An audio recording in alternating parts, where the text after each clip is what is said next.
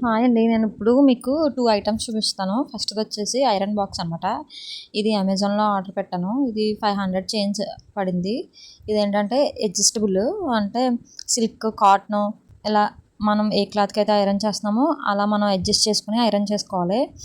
దీనికి వైరింగ్ కూడా బాగానే ఇచ్చారు. మరీ చిన్నగా కాకుండా కొద్దిగా లెంతీగానే ఇచ్చారు. బాగా ఐరన్ అవుతుంది. లైట్ వెయిటెడ్‌గా కూడా ఉంది. మరీ బరువుగా లేదు.